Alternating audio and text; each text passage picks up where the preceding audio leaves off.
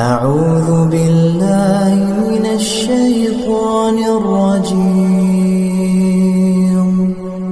بسم الله الرحمن الرحيم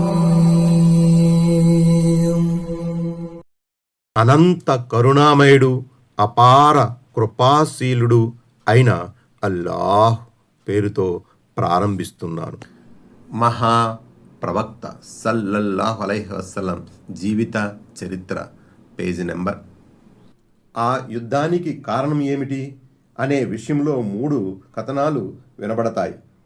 దాని ప్రకారం ఖుస్రై సంతానం బాగా వృద్ధి చెంది ధన సంపదలు పుష్కలంగా పెరిగినప్పుడు ఆ కుటుంబానికి మంచి పలుకుబడి వచ్చింది. ఇటు హులైల్ మరణించగా బను బఖ్రల కంటే కాబా గృహ సంరక్షణకు, మక్కా పాలనకు తానే ఎక్కువ హక్కుదారుణ్ణి ఖుషై తలచాడు. అదీగాక ఖురైషులు స్వచ్ఛమైన ఇస్మాయిల్ వంశానికి చెందిన అరబ్బులని, తక్కిన ఇస్మాయిలకు నాయకులు కూడా కాబట్టి నాయకత్వానికి తానే అర్హుడు అని అనుకుని ఖురైష్ మరియు బను ఖుజాఅ పెద్దలు కొందరితో చర్చించి బను ఖుజాఅ బను బఖ్రలను మక్కా నుండి ఎందుకు గెంటివేయకూడదు అని తీర్మానించాడు. వారంతా ఈ అభిప్రాయానికి ఏకీభవించారు. రెండవ కథనం ప్రకారం ఖుజాఅ చెప్పినట్లుగా హులైల్ స్వతహాగా ఖుషైకు మరణశాసనం చేస్తూ మక్కా అధికారాన్ని, కాబా గృహ సంరక్షణను చేపట్టమని చెప్పాడు. మూడవ కథనం ప్రకారం హులైల్ తన కుమార్తె హబీకు కాబా గృహ సంరక్షణ బాధ్యతను అప్పగించి అబూ గఫ్సాన్ ఖుజాయి తెగవాడును ఆమెకు వకీలుగా చేశాడు. కాబట్టి హబీ సహాయకునిగా అతనే కాబా గృహ తాళపు చెవులు పెట్టుకునేవాడు. హులైల్ మరణించాక ఖుషై అబూ గఫ్సాన నుండి ఓ తోలుతిత్తు నిండా సారాయి ఇచ్చి కాబా గృహ సంరక్షణ బాధ్యతల్ని కొనుక్కున్నాడు. అయితే ఖుజాఅ ఈ బేరాన్ని సమ్మతించక ఖుషైని కాబా గృహ సంరక్షణ నుండి అడ్డుకోజూశారు. దీనికి ఖుషై బను ఖుజాను మక్కా నుండి తరిమివేయడానికి ఖురైష్ మరియు బను కనానాను సమావేశపరిచారు. వారు ఖుషై పిలుపును అందుకోగానే సమావేశమయ్యారు. మొత్తానికి కారణమేదైనప్పటికీ జరిగిన సంఘటన వివరాలు ఇలా ఉన్నాయి. హులైల్ మరణం తరువాత సూఫా ఇదివరకు అవలంబించిన మార్గాన్నే అవలంబించారు.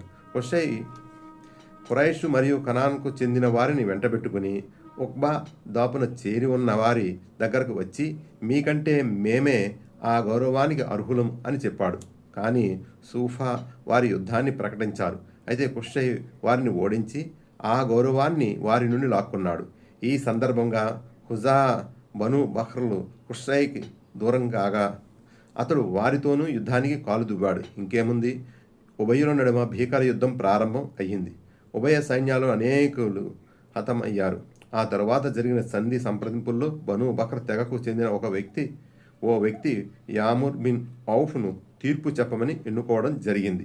యాముర్ తన తీర్పులో ఖుజాఅకు బదులు ఖుషయ్యే కాబా సంరక్షణకు, మక్కా అధికారానికి అర్హుడంటూ తీర్పునిచ్చారు.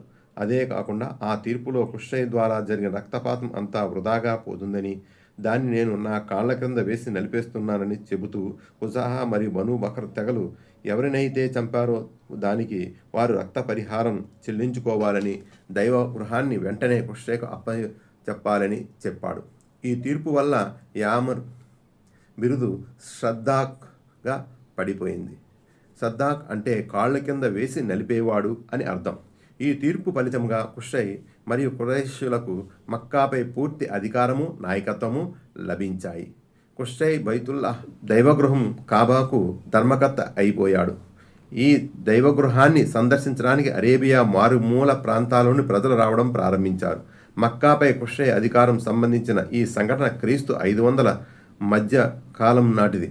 అంటే క్రీస్తు 440వ సంవత్సరం అన్నమాట. ఖుషై మక్కా నియంత్రణ కోసం మక్కా చుట్టుపక్కల నివసిస్తున్న ఖురైష్ తెగ వారందరినీ పిలిపించి పూర్తి నగరాన్ని వారి మధ్య పంచిపెట్టాడు. ప్రతి కుటుంబం వారు ఉండడానికి స్థలాలను కేటాయించాడు.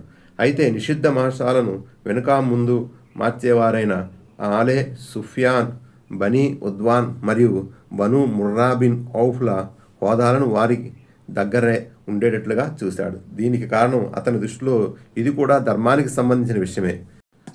ఇందులో మార్పులు చేర్పులు చేయడం సరికాదు అని తలచడమే. ఖుషై చేసిన ఘనకార్యాల్లో హరం కాబా గృహం, ఉత్తరాన దారున్ నద్వాను నిర్మించడం. దీని ద్వారా మస్జిద్ వైపుకు ఉండేది దారున్ నద్వా నిజాని ఖురైష్ల పార్లమెంటు అని చెప్పాలి. అక్కడ పెద్ద పెద్ద మరియు ముఖ్యమైన వ్యవహారాల గురించి తీర్పులు జరిగేవి. ఖురైషులు దారున్ నద్వాకు రుణపడి ఉన్నారు. కారణం అది వారి ఏకత్వాన్ని నిలిపి ఉంచింది. ఇచ్చటనే వారి చిక్కు సమస్యలన్నీ సునాయాసంగా పరిష్కరించబడేవి. ఖుషై కాబా ధర్మకర్తగా ఈ క్రింది గౌరవప్రదమైన మహోన్నత హోదాలను చేపట్టాడు. అది 1 దారున్ నద్వా అధ్యక్ష పీఠం. అక్కడ గొప్ప గొప్ప వ్యవహారాలకు సంబంధించి సలహా సంప్రదింపులు జరిగేవి. అక్కడనే మక్కాకు చెందిన వారు తమ కుమార్తెల వివాహాలు చేసేవారు. 2 లూవా అంటే యుద్ధ పతాకం, ఖుషై తన చేతుల మీదుగా కట్టేవాడు. 3 ఇజాబత్ అంటే కాబాగృహ సంరక్షణ, కాబాగృహ ద్వారం ఖుషై మాత్రమే తెరిచేవాడు. అతనే దాని బాగోగులను చూస్తూ తాళపు చెవులను తన వద్దనే ఉంచుకునేవాడు. 4 షికాయ దాహం తీర్చడం. కొన్ని తొట్టెల్లో హాజీల కోసం నీరు నిలువ చేసి అందు ఖర్జూర పండ్లు కిస్మిస్ వేసి దానిని మధురంగా మార్చేవారు. హాజీలు మక్కా వచ్చినప్పుడు దాన్ని త్రాగేవారు. 5 రిఫాదా హాజీల ఆతిథ్యం అంటే హాజీల విందు కోసం భోజనం తయారు చేయడం. దీనికోసం ఖురైష్ తెగవారు తప్పనిసరిగా తమ ఆదాయం నుండి కొంత చెల్లించాలని నిబంధన పెట్టాడు. ఇది హజ్ కాలంలో ఖుషై వద్ద జమ అయ్యేది. ఖుషై ఆ డబ్బుతో హాజీల కోసం భోజనం తయారు చేయించేవాడు.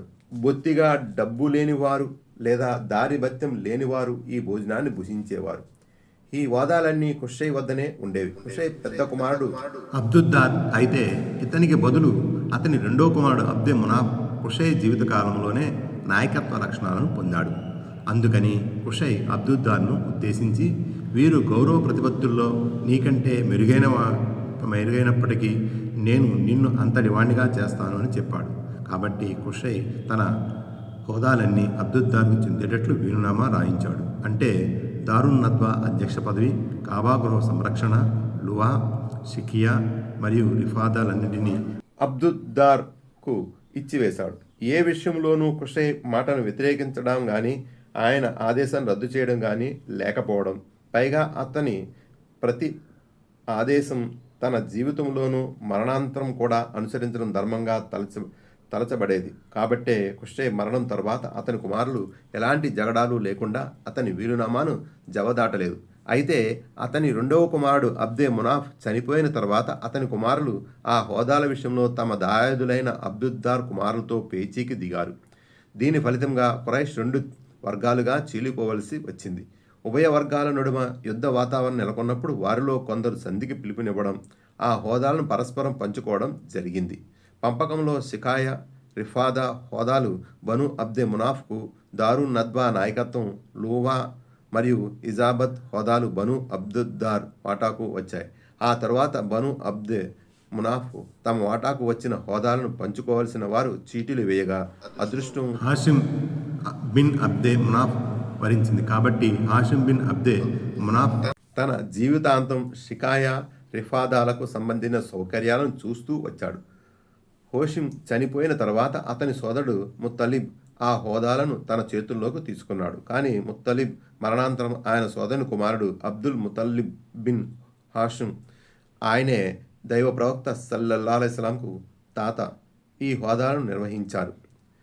ఆయన తరువాత ఆయన సంతానం ఆ వ్యవహారాలను చూస్తూ వచ్చింది. చివరికి ఇస్లాం శకారంభం అయిన తరువాత ఈ హోదాను కలిగి ఉన్న వ్యక్తి హజరత్ అబ్బాస్ బిన్ అబ్దుల్ ముతల్లిబ్ గారే. ఇవే కాకుండా మరికొన్ని హోదాలను ఖురైషులు పరస్పరం పంచుకున్నారు. ఈ హోదాలు వ్యవస్థలు పకడ్బందీగా సాగడం వలన ఖురైషీలు ఓ చిన్న పరిపాలన ఏర్పరిచారు. ఇంకా చెప్పాలంటే ఇది ఓ పరిపాలనా వ్యవస్థ ఏర్పరిచారా అన్నట్లుగా కనబడేది. ఆ వ్యవస్థకు సంబంధించిన ప్రభుత్వ సంస్థలు రూపురేఖలు నేటి పార్లమెంటు సభల్లో అల్లారేవి. ఆ హోదాల రూపురేఖలు ఈ కింది విధంగా ఉండేవి. 1 ఇషార్ అంటే భవిష్యత్తు గురించి తెలుసుకోవడానికి విగ్రహాల ద్వారా ఏ బాణాలనైతే ఉండేవో వాటి సంరక్షణ ఈ హోదా బను జంహా వద్ద ఉండేవి. 2 రెవెన్యూ వ్యవస్థ. విగ్రహాల అనుగ్రహం పొందడానికి ప్రజలు సమర్పించే కానుకలను బలులను కాపాడడం.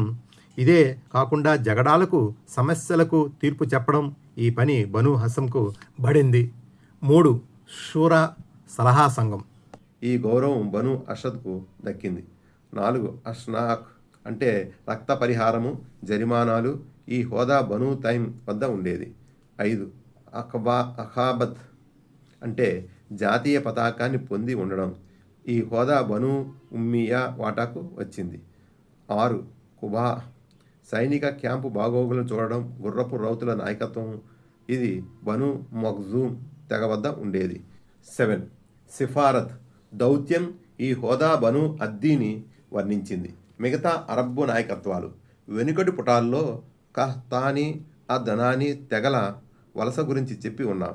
అరేబియా దేశమంతా వారి నడుమ విభించబడిన విషయం కూడా చర్చించుకున్నదే. ఆ తరువాత వారి పెత్తనం, నాయకత్వాల రూపురేఖలు ఇలా మారిపోయాయి.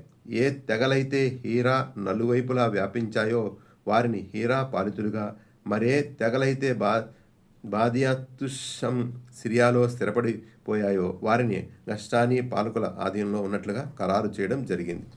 అయితే వారి ఈ పరాధీనత కేవలం నామమాత్రమైనదే. ఈ 2 ప్రదేశాలను తప్పనిచ్చి మిగిలిన అరేబియా తెగలు సర్వస్వతంత్రులుగా ఉండేవారు. ఈ తెగలో ప్రతి తెగకు ఓ సర్దార్ ఉండడం ఆనవాయితీ. ఆ తెగలు తమ సర్దార్ను తామే ఎన్నుకునేవారు. ప్రతి తెగ ఓ చిన్న సామ్రాజ్యం అలరారేది. రాజకీయ సంరక్షణ, తెగాల ఐక్యత విషయంలో తెగకు నడుమ ఉండే ఆత్మాభిమానం మరియు వాటి భూభాగాలు సంరక్షణ అందుకు కారణం. తెగల సర్దారుల హోదా వారి జాతిలో ఓ రాజు లాంటిది. ప్రతి తెగ మొత్తానికి తమ సర్దార్ తీర్పును శిరసావహించేది. ఎట్టి పరిస్థితుల్లోనూ దాన్ని జవదాటేది కాదు. ప్రతి సర్దార్కు ఓ డిక్టేటర్, నియంత ఉండే అధికారులే ఉండేవి. కొందరు సర్దారుల పరిస్థితి ఎలా ఉంటుందంటే వారికి కోపం వచ్చినప్పుడల్లా ఆ కోపానికి కారణం ఏమిటి అని అడగకుండానే వేలాది ఖడ్గాలు వరల నుండి బయటికి వచ్చేవి. అది అలా ఉండగా ఒకే కుటుంబానికి చెందిన దాయాదుల్లో నాయకత్వం కోసం సంఘర్షణలు కూడా జరిగేవి. అందుకని ఆ సర్దార్లు తమ పాలితల ఎడల సామరస్యంగా మెలగడం, బాగా డబ్బు ఖర్చు చేయడం, వారికి ఆతిథ్యాలు ఇవ్వడం, ధైర్య సాహసాలను ప్రదర్శించడం, ఆత్మాభిమానాన్ని దెబ్బకొట్టే విషయాల్లో తమ తెగ కొమ్ము కాయడంలో ముందడుగుగా ఉండేవారు. ఇలా ప్రవర్తించడం వలన ప్రజల దృష్టిలో, ముఖ్యంగా కవుల దృష్టిలో వారికి బాగా పలుకుబడి రావాలన్నది. ఆ కాలంలో కవులే జాతికి నాలుకగా ఉండేవారు. ఇలా ప్రతి సర్దారు తన ప్రత్యర్థులపై స్థాయిలో ఉండాలని ప్రయత్నించేవాడు. సర్దార్లకు కొన్ని ప్రత్యేకమైన హక్కులుండేవి. ఆ హక్కుల గురించి ఓ కవి ఇలా వివరించాడు. మా నడుమ ఓ సర్దారు, మీకు యుద్ధధనంలో 4వ వంతు ప్రత్యేకంగా కేటాయించబడిన సంపద ఉంది. నీవు తీర్పు చేసిన ధనం కూడా నీదే. మార్గమధ్యంలో నీ చేత చిక్కింది పంచగా మిగిలిన ధనమంతా నీదే. ఈ ధన సంపద లభించే 4 విధాలు ఇవి. 1 మిర్బా యుద్ధములో లభించిన ధనం, యుద్ధధనం. 2 సఫీ పంపకానికి ముందే సర్దార్ తన కోసం కేటాయించుకున్న ధనం. 3 నషీద్ జాతి దాకా చేరకముందే సర్దారు చేతికి చిక్కిన ధనం. 4 ఫుజూల్ పంచగా మిగిలిన ధనం. 4 ఫుజూల్ పంచగా మిగిలిపోయిన ధనం. యుద్ధంలో పాల్గొని విజయం సాధించిన గాజీల సంఖ్యలో సమంగా పంచబడిన ధనం. ఉదాహరణకు పంచగా మిగిలిపోయిన ఒంటెలు, గుర్రాలు వగైరా. ఈ 4 రకాల ధన సంపదనంతా తెగ సర్దారు తానే ఉంచుకునే హక్కు కలిగి ఉండేవాడు. రాజకీయ పరిస్థితులు. అరేబియా ద్వీపకల్పానికి చెందిన పాలకుల గురించి తెలుసుకున్న తరువాత వారి రాజకీయ పరిస్థితుల గురించి తెలుసుకోవడం కూడా అవసరమే. అరేబియాకు పొరుగున ఉన్న 3 సరిహద్దు ప్రాంతాల రాజకీయ పరిస్థితి అరాచకం, అస్థిరత మరియు పతనావస్థకు దిగజారిపోయింది. మానవుడు యజమాని మరియు బానిసగా, లేదా పాలకుడు మరియు పాలితునిగా ఈ 2 వర్గాల్లో విభజించబడి ఉన్న కాలమది. ప్రయోజనాలన్నీ పాలకుల, ప్రముఖంగా విదేశీ పాలకుల హస్తగతమై బరువు భారమంతా బానిసలపైనే మోపబడి ఉండేది. ఇంకా వివరంగా చెప్పాలంటే ప్రజలు నిజానికి ఓ వ్యవసాయ క్షేత్ర సదృశ్యంగా ఉండి పాలకులకు డబ్బు, ఆదాయం సమకూర్చేదిగా మారిపోయింది. ప్రభుత్వం ఆ ఆదాయాన్ని తమ భోగాలకు, ఐశ్వర్యాలకు, కామక్రీడలకు, ప్రజలపై అత్యాచారాలకు ఉపయోగిస్తూ ఉండేది. ప్రజల పరిస్థితి చీకట్లో కొట్టుమిట్టాడుతున్నట్లు కనపడేది. ఎటు చూసినా అఘాయిత్యాలు, అక్రమాలు, అత్యాచారాలు ప్రబలిపోయాయి. ప్రజలు వీటికి వ్యతిరేకంగా పల్లెత్తు మాట కూడా మాట్లాడడానికి వీలు లేదు. ప్రభుత్వ పీడనను, అఘాయిత్యాలను, దౌర్జన్యాన్ని సహించడం తప్ప మార్గమేదీ లేకపోయింది. కారణం ప్రభుత్వం ఓ నియంతగా వ్యవహరించడమే. మానవ హక్కుల ఉనికే లేదు. ఈ ప్రాంతాల పొరుగున ఉండే తెగలు ఎటూ పాలుపోక స్వార్థం కోసం, మనోవంచల పరిపూర్తి కోసం ఊగులాడుతూ ఇరాక్ పాలకులతో, ఓసారి సిరియా పాలకులతో మరోసారి చెయ్యి కలిపేవారు. అరేబియా మధ్య భాగంలో నివసించే తెగలు కూడా రాజకీయ అస్థిరతకు లోనే బలహీనంగానే ఉన్నారు. ఎటు చూసినా వర్గ వైషమ్యాలు, జాతి కలహాలు, మత విభేదాలు రాజ్యమేలుతుండేవి. ప్రతి తెగకు చెందిన వారు తాము న్యాయం కోసం పోరాడుతున్నా, అన్యాయం కోసం పోరాడుతున్నా ఎట్టి పరిస్థితులను తమ సొంత తెగకే వంత పాడేవారు. కాబట్టి ఓ తెగకు సంబంధించిన ఓ కవి ఇలా అంటున్నాడు: నేనైతే గజియా తెగకు చెందినవాడను. అది తప్పుడు త్రోవను అవలంబించినా నేను ఆ మార్గాన్నే ఎన్నుకుంటాను. ఒకవేళ అది సరియైన మార్గాన్ని ఎంచుకుంటే నేను కూడా ఆ సక్రమమైన మార్గాన్నే అవలంబిస్తాను. అరేబియాలో ఆ తెగలకు ఊతమిచ్చేవాడు, వారి కష్టాలను కడతెచ్చేవాడు ఏ ఒక్క రాజు లేకుండా పోయాడు. అయితే ఇజాజ్ ప్రభుత్వాన్ని మాత్రం ప్రజలు గౌరవించేవారు. దాన్ని ధార్మిక కేంద్ర నాయకత్వంగా, ధర్మాన్ని పరిరక్షించే ప్రభుత్వంగా తలచేవారు. ఈ ప్రభుత్వం ఓ రకంగా ప్రాపంచిక నాయకత్వం మరియు ధార్మిక నాయకత్వంతో కూడిన కలగూర గంపగా ఉండేది. అరబ్బులపై ధార్మిక నాయకత్వం పేరున ఔన్నత్యం కలిగి ఉండేది. హరం, మక్కా మరియు మక్కా చుట్టుప్రక్కల ఆ ప్రభుత్వ చట్టాలే చెల్లేవి. హజ్ యాత్రికుల అవసరాలను తీర్చే వ్యవస్థను ఏర్పరిచింది. ఇబ్రహీం అలైహిస్సలాం ధర్మం ప్రకారం నడిచేటట్లు ప్రజల్ని కట్టడి చేసింది ఈ ప్రభుత్వమే. ఈ ప్రభుత్వం వద్ద పార్లమెంటు సంస్థల లాంటి సంస్థలు, వ్యవస్థలు కూడా ఉండేవి. అయితే ఈ ప్రభుత్వం మధ్య అరేబియాలోని అరబ్బుల బాధ్యతలను స్వీకరించలేనంత బలహీనమైనది. అబిసీనియా దాడి జరిగినప్పుడు బయటపడింది. ఇంతటి గొప్ప గ్రంథమే మహాప్రవక్త సల్లల్లాహు అలైహి వసల్లం జీవిత చరిత్ర.